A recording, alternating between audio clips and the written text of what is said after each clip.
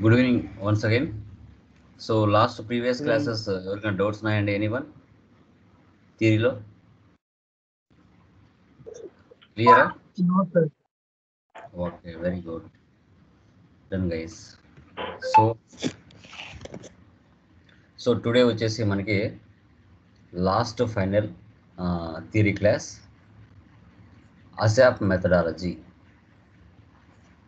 ASAP methodology అంటే ఏంటి, ఎందుకు ఎస్ఏపి కంపెనీ అసాప్ మెథడాలజీని ప్రిఫర్ చేసింది, అసాప్ మెథడాలజీ కాకుండా ఇంకా ఎన్ని మెథడాలజీలు ఉన్నాయి, వాటిలో బెస్ట్గా ఎందుకు ఎస్ఏపి అనేది దీన్నే పిక్ చేసింది అనేది ఇప్పుడు మనం చూస్తాం.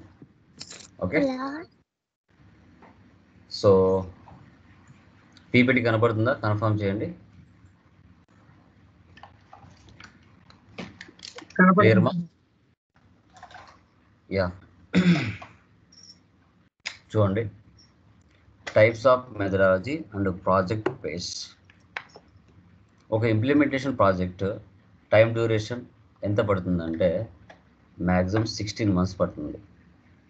ఒక మ్యానుఫ్యాక్చరింగ్ కంపెనీ, ఒక client business first time SAP సాఫ్ట్వేర్ని ఉపయోగించాలనుకున్నప్పుడు ఆ క్లయింట్ బిజినెస్ ఒక ఐటీ కంపెనీకి తన ప్రాజెక్ట్ని ఇచ్చినప్పుడు ఆ ఐటీ కంపెనీ ఆ యొక్క క్లయింట్ బిజినెస్ ప్రాజెక్ట్ని క్లియర్ చేయడానికి ఎన్ని మంత్స్ పడుతుంది అంటే మ్యాక్సిమం 16 months పడుతుంది. ఓకే, దీంట్లో ఎస్ఏపి కంపెనీ ప్రిఫర్ చేసిన మెథడాలజీ ఏంటి? ఈసీసీ 6.0లో అసాప్, వాటర్ఫాల్, అజైల్ మెథడాలజీని యాక్చువల్గా ఇచ్చింది. ఈ మూడిట్లో అసాప్ మెథడాలజీని ఉపయోగించమని చెప్పింది. ఆ అసాప్ మెథడాలజీలో ప్రాసెస్ ఎలా ఉంది అనేది మనం తెలుసుకుంటాం. S/4HANAకు వస్తే activate, brown field, green field మెథడాలజీని ఇచ్చింది. ఈ మూడిట్లో యాక్టివేట్ మెథడాలజీని ఫాలో అవ్వమని చెప్పింది. అంటే ఈ ప్రాసెస్ ద్వారా వెళ్తే మీకు ఒక ప్రాజెక్ట్ అనేది కంప్లీషన్ ఏ విధంగా ఉంటుందనేది తెలుస్తుంది. ఎలా స్టార్ట్ చేసి ఎలా ఎండ్ చేయాలన్నదే ఇక్కడ ఈసీసీ 6.0 S/4HANAలో వాళ్ళు ఇవ్వడం. సో మనము ఆ మెథడాలజీని ఫాలో అవుతే ఏ విధంగా ఒక ప్రాజెక్ట్ని స్టార్టింగ్ ఎండింగ్ ప్రిఫరెన్స్ ఎలా ఉంటుందనేది మనం తెలుసుకుంటాం. చూడండి, అసాప్ అంటే యాక్సలరేటెడ్ అంటారు, అంటే స్పీడప్. ఎంత స్పీడ్గా ఒక ప్రాజెక్ట్ని మనము ఇంప్లిమెంటేషన్ చేసి క్లియర్ చేయగలుగుతాం. ASAP stands for accelerated methodology used for implementation project. ఒక ప్రాజెక్ట్ ఇంప్లిమెంటేషన్ చేయడానికి దీన్ని మనం ఉపయోగించడం జరుగుతుంది.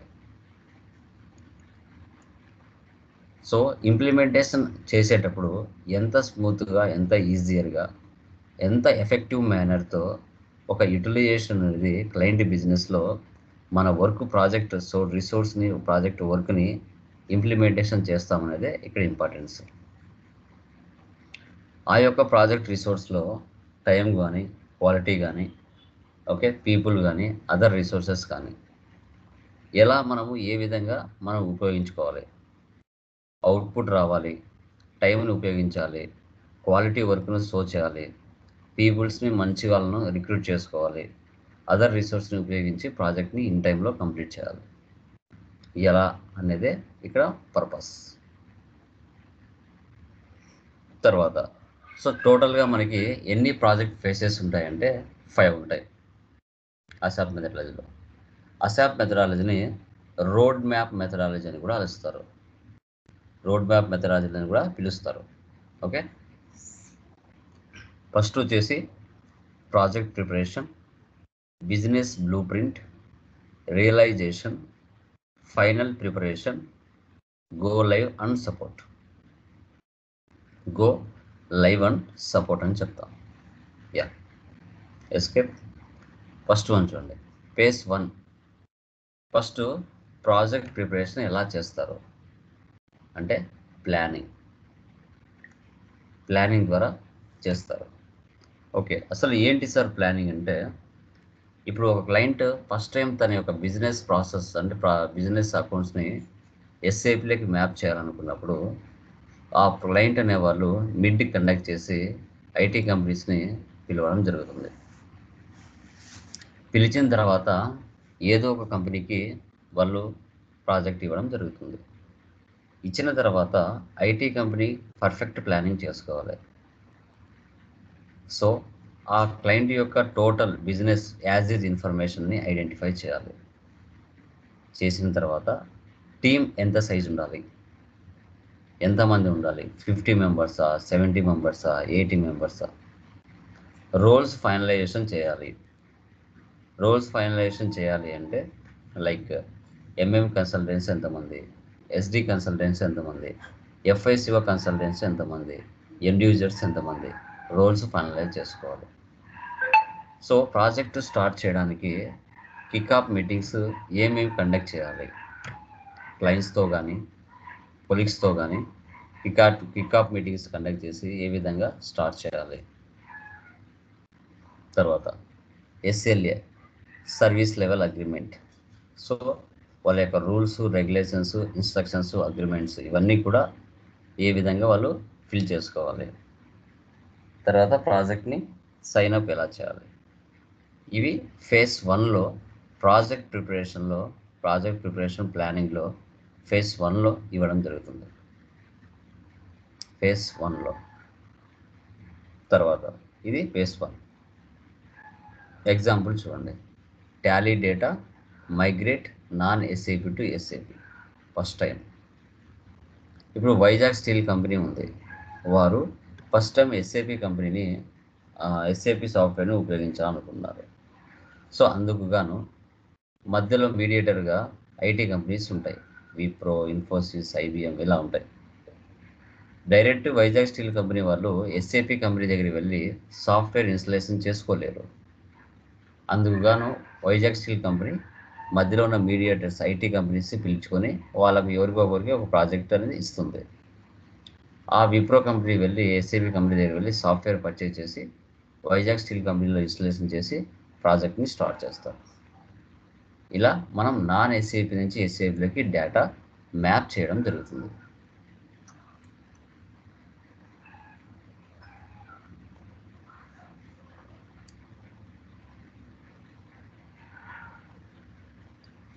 Next phase 2 business blue print documentation. Okay, business blue print అంటే డాక్యుమెంటేషన్ ప్రిఫర్ చేస్తుంది. డాక్యుమెంటేషన్ అంటే as is information, present client business process, present client business process అంటే క్లయింట్ దగ్గర నుంచి కిక్ఆఫ్ మీటింగ్స్ కండక్ట్ చేసి ఇన్ఫర్మేషన్ మొత్తం తీసుకుంటాం. ఎన్ని కంపెనీస్ ఉన్నాయి, ఎన్ని కంపెనీ కోడ్స్ ఉన్నాయి, ఎన్ని బిజినెస్ ఏరియాస్ ఉన్నాయి, సో ఇండియాలో ఎన్ని ఉన్నాయి, అబ్రాడ్స్లో ఎన్ని ఉన్నాయి, వెండర్స్ ఇండియాలో ఎంతమంది ఉన్నారు, అబ్రాడ్స్లో ఎంతమంది ఉన్నారు, కస్టమర్స్ ఇండియాలో ఎంతమంది ఉన్నారు, అబ్రాడ్స్లో ఎంతమంది ఉన్నారు, కంపెనీ యొక్క బడ్జెట్ ఎంత, టర్న్ ఓవర్ ఎంత, ఇవన్నీ కూడా యాజ్ ఈజ్ ఇన్ఫర్మేషన్ ద్వారా మనం ఇన్ఫర్మేషన్ తీసుకొని టు బి ఇన్ఫర్మేషన్ ద్వారా future estimated document are future document అనేది మనం ఇవ్వడం జరుగుతుంది. To be information. తర్వాత గ్యాప్ అనాలిసిస్. ఒకవేళ మనం ఇన్ఫర్మేషన్ తీసుకోవడంలో కానీ ఇవ్వడంలో కానీ ఎక్కడైనా గ్యాప్ ఏమైనా ఉందా, difference between as is or to be information, as is or to be information.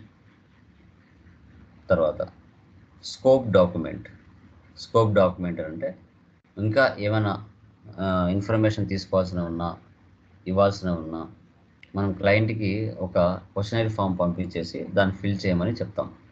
ఇంకా వాళ్ళకి ఏమైనా డౌట్స్ ఉన్నా వాటిని క్లియర్ చేయడానికి స్కోప్ డాక్యుమెంట్. ఓకే, టైం ప్రకారంగా దీన్నే మనం బిజినెస్ బ్లూ ప్రింట్ డాక్యుమెంటేషన్ అంటాం. బిజినెస్ బ్లూ ప్రింట్ డాక్యుమెంటేషన్ అని చెప్పుకుంటాం. తర్వాత ఫేజ్ 3 రియలైజేషన్. కాన్ఫిగరేషన్స్. సో మనకి 2 టైప్స్ ఆఫ్ కాన్ఫిగరేషన్స్ ఉంటాయి. ఒకటి బేస్ లైన్ కాన్ఫిగరేషన్, మరొకటి final configuration. Base line configuration అంటే బిజినెస్లో జరిగే డే టు డే ట్రాన్సాక్షన్స్ ఏవైతే ఉంటాయో వాటిని బేస్ లైన్ కాన్ఫిగరేషన్స్ అంటారు. సో మ్యాక్సిమం ఇక్కడ 80% FI consultant all type of configurations చేస్తారు. AP, AR, GL, APV, asset accounting ఇవన్నీ చేస్తారు కాన్ఫిగరేషన్స్ అన్నీ. ఒక 20% మాత్రమే final configuration like gap, integrations. వీళ్ళకి ఈ టైంకి వచ్చేసరికి మనకి MM consultants, SD consultants, HR consultants అనే వాళ్ళు రావడం జరుగుతుంది వాళ్ళ అవసరం ఉన్నప్పుడు.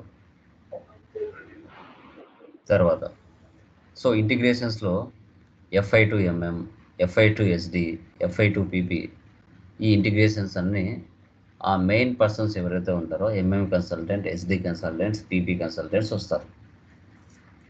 బట్ యాజ్ ఎఫ్ఐసిఓ కూడా మినిమం థియరీ పరంగా కానీ ఇంటిగ్రేషన్స్ పరంగా కానీ తెలుసుకొని ఉంటే బెటరే. ఎందుకంటే బిజినెస్ సైజుని బట్టి వాళ్ళు ఎంటర్ అవుతారు, లేదంటే మనమే చేయాల్సి వస్తుంది. ఓకే, కాబట్టి మోస్ట్లీ వాళ్ళు వస్తారు, బట్ మినిమం థియరీ వరకైనా మనం యాజ్ ఎఫ్ఐసిఓ కన్సల్టెంట్గా తెలుసుకోవాలి. Material management, sales and distribution, human resources అలా. Phase 4 final preparation, testing. So configurations అన్నీ చేసిన తర్వాత ఆ కాన్ఫిగరేషన్స్ కానీ టీ కోడ్ కానీ కరెక్ట్గా వర్క్ అవుతున్నాయా లేదా అనేది టెస్టింగ్ చేస్తారు. యూజర్ అంటే ఎండ్ యూజర్స్కి ట్రైనింగ్ కూడా ఇస్తారు. యూజర్ యాక్సెప్టెన్స్ టెస్టింగ్ కూడా చేస్తారు. Integration testing, security testing, performance testing, రైసిప్ ఇవన్నీ చేస్తారు. ఎందుకంటే కరెక్ట్గా వర్క్ అవుతున్నాయా లేదా అనేది చాలా ఇంపార్టెంట్. కిందకి వస్తుంది. Testing, user training, UAT testing, integration testing, security testing, performance testing, రైసిప్. ఏమైనా లైక్ క్లయింట్కి కొత్త రిక్వైర్మెంట్స్ ఏమైనా ఉన్నాయా, ఓకే, కొత్త ఫామ్స్ ఏమైనా ఉన్నాయా, ఇవన్నీ కూడా మనం తెలుసుకోవడం జరుగుతుంది. ఓకే, సో దీన్ని మనం ఫైనల్ ప్రిపరేషన్ టెస్టింగ్ అని చెప్తాం. తర్వాత phase 5 go live and support, front end screen, analysing system, end user support. లాస్ట్లో వచ్చేసి ఫేజ్ 5 గో లైవ్, ఇంకా రియల్ టైంలోకి వెళ్ళి real time transactions through like ఎవరి ద్వారా జరుగుతాయంటే మనకి ఎండ్ యూజర్స్ ద్వారా జరుగుతాయి. బ్యాక్ ఎండ్లో అంతా మనం కష్టపడతాం, ఫ్రంట్ ఎండ్లో అంతా వచ్చేసి ఎండ్ యూజర్స్ జస్ట్ పోస్టింగ్ చేస్తారు, పర్చేజ్ కానీ సేల్స్ కానీ అంతే. కానీ బ్యాక్ ఎండ్లో పనిచేసేదంతా ఎఫ్ఐ కన్సల్టెంట్స్ కాన్ఫిగరేషన్స్ అన్నీ. ఓకే, సో తర్వాత ఫ్రంట్ ఎండ్లో చేసేది బ్యాక్ ఎండ్లో అంతా ఎఫ్ఐ కన్సల్టెంట్స్, ఫ్రంట్ ఎండ్లో ఎండ్ యూజర్స్ సింపుల్గా పర్చేజ్, సేల్స్, పోస్టింగ్ చేస్తారు. బట్ కానీ వెనక కష్టపడేది మాత్రం మనకి మార్కెట్లో ఎఫ్ఐ కన్సల్టెంట్స్. దీన్నే 5 ప్రాజెక్ట్ ఫేసెస్ అని చెప్తాం. రియల్ టైంలో ఈ ప్రాసెస్ మీద జరుగుతుంది. ఫస్ట్ వచ్చేసి మనకి like project preparation, business blue print, realization, final preparation, go live and support. Okay, వీటి మీద అసాప్ మెథడాలజీ అనేది వర్క్ అవుతుంది. మీకు ఇంటర్వ్యూ పాయింట్ ఆఫ్ అడిగినా కూడా మీరు చెప్పగలగాలి. So what are the 5 phases of ASAP methodology అంటే project preparation, business blue print, realization, final preparation, go live and support అని చెప్పాలి. ఓకే, క్లియర్మా? ఏమైనా డౌట్ ఉందా దీంట్లో? ఎనీవన్? అసాప్ మెథడాలజీ అంటే ఏదైనా డౌట్ ఉందా? Clear guys? Any doubts?